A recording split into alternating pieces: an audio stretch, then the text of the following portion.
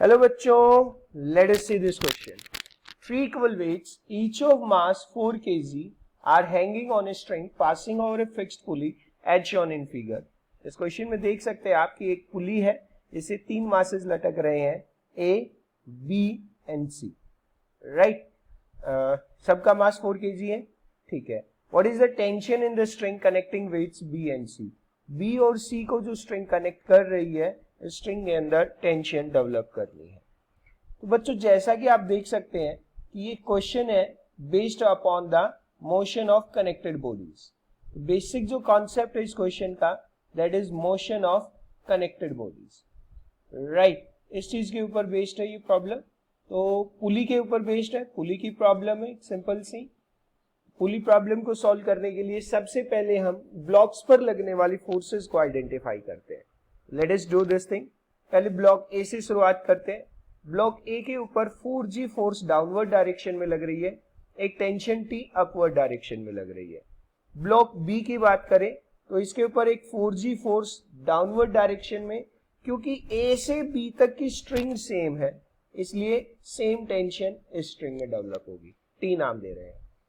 Block B और सी के बीच में, अब सी ब्लॉक की बात करें तो 4G फोर्स नीचे की तरफ लग रही है, लेकिन टेंशन एक डेवलप हो रही है. टी डैश नाम दे रहे हैं इस टेंशन को. अगर टी डैश क्यों, ये टेंशन अलग होगी क्योंकि बी और सी के बीच की स्ट्रिंग अलग है, सेम स्ट्रिंग नहीं है.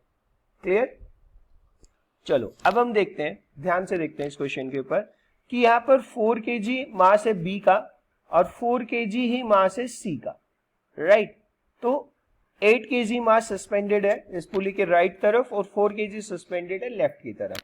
तो ऑब्वियसली बात है कि B और C दोनों सेम एक्सीलरेशन से नीचे की तरफ जाएंगे और A ब्लॉक जो है वो ऊपर की तरफ जाएगा. तो ब्लॉक A की बात करते हैं. हम सबसे पहले हम ब्लॉक वाइज करते जाएंगे, फोर्सेस को आइडेंटिफाई करेंगे, FBD बनाते जाएंगे. ब्लॉक A की बात करें तो 4G नीचे की तरफ लग रहा है, टेंशन ऊपर की तरफ लग रही है और ये सिस्टम अपवर्ड डायरेक्शन में जा रहा है. क्लियर? यहां से अगर हम इक्वेशन लिखना चाहें तो हम सिंपल से लिख सकते हैं कि T minus 4G is equals to 4A. Clear? Now let us talk about the block B. अब हम ब्लॉक बी के बारे में बात करते हैं. ब्लॉक बी को देखने से पहले एक बार थोड़ा सा समझते हैं अपन वापस से कि टेंशन, जब सी ब्लॉक के ऊपर वेट नीचे की तरफ लगा तो इसने ब्लॉक बी को नीचे की तरफ खींचा, टी डैश टेंशन से, टी डैश फोर्स से. अब ब्लॉक बी को जब नीचे की तरफ खींचा सी ने, तो बी ने भी सी के ऊपर एक टी डैश फोर्स लगाई अपवर्ड डायरेक्शन में. तो अभी ब्लॉक बी पर कौन कौन सी फोर्सेस लग रही है जरा ध्यान से देखिए.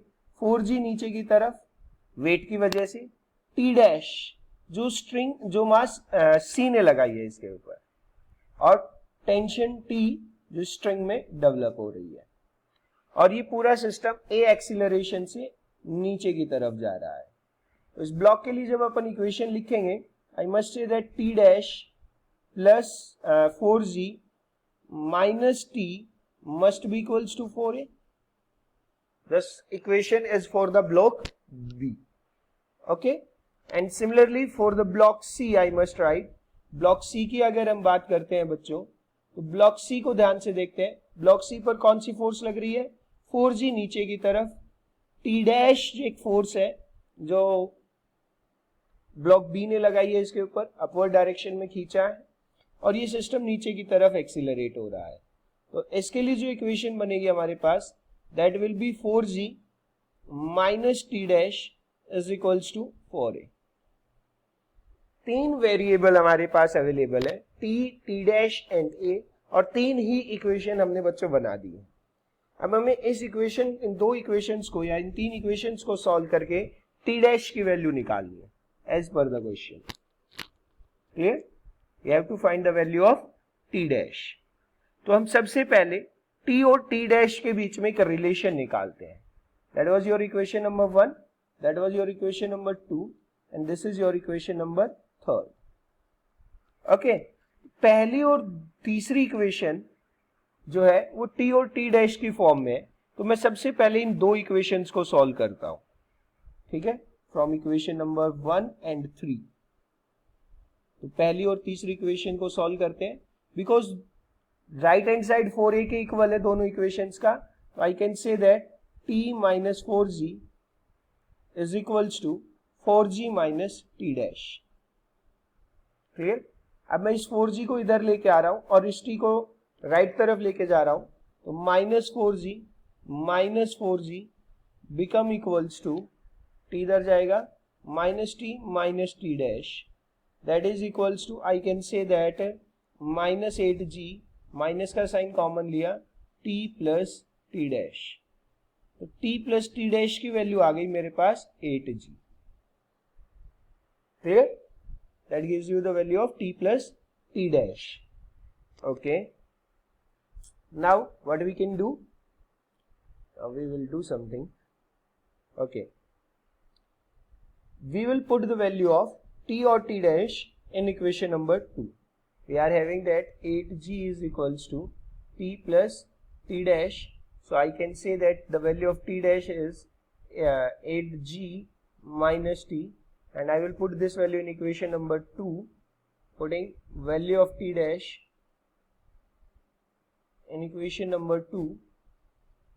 What I will get, students? देखते हैं बच्चों, t dash plus 4g minus t dash plus 4g minus t is equals to 4a. So the value of t dash is 8g minus t plus 4g minus t is equals to 4a. तो बेटा यहाँ से 8g plus 4g मिलके बच्चों 12g बन गया, 12g minus 2t is equals to 4a. Let us call this as equation number 4. अब equation number 1 हमारे पास कुछ थी। Equation number 1 was, what was equation number 1? Let us see. Equation 1 we were having as t minus 4g is equals to 4a. t minus 4g is equals to 4a. यहाँ से आप देख सकते हैं कि ये t minus 4g is equals to 4a है, और यहाँ से 12g minus 2t is equals to 4a है। Let us multiply this equation by 2. What I will get? 2t minus 8g is equals to 8a, right? This is your equation. Don't call, you can call it as equation number 5, and we will add equation 4 and 5. We will add equation number 4 and 5. What we will get? 12g minus 2t is equals to 4a, and 2t minus 8g is equals to 8a. जब बच्चों अपन add कर रहे हैं, minus 2t plus 2t cancel, 12g minus 8g is 4g is equals to 12a, and I will get the value of a as 4g by 12, that is equals to g by 3. If I will substitute the value of a in equation number 4, I can get the value of t. Okay, so what will be the value of t? Just see it carefully.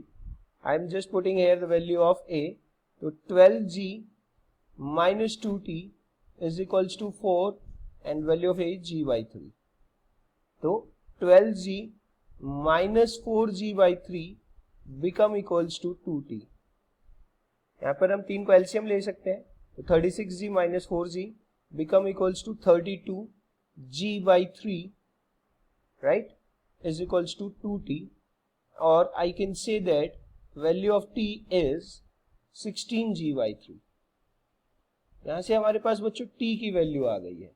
अब हम t dash की value, हमें question के according जो value निकालनी थी t dash की, string between b and c के अंदर कितनी टेंशन है, तो अगर आपके पास t की वैल्यू है, तो the value of t dash here we have calculated, I am writing it here only, value of t dash is 8g minus 16g by 3, that is 3 को एलसीएम ले सकता हूं मैं, 24 minus 6 is 8g by 3. That is your answer. Let us proceed with option 8g by 3, and we need to put the value. हमें value put करनी होगी g की, question में कहा नहीं है, but I can take the value of g as approx 10. So value of g I must say 80 by 3, that is 26.66 Newton, and it is our option number 3rd. That is it. Okay, that's all. Good luck.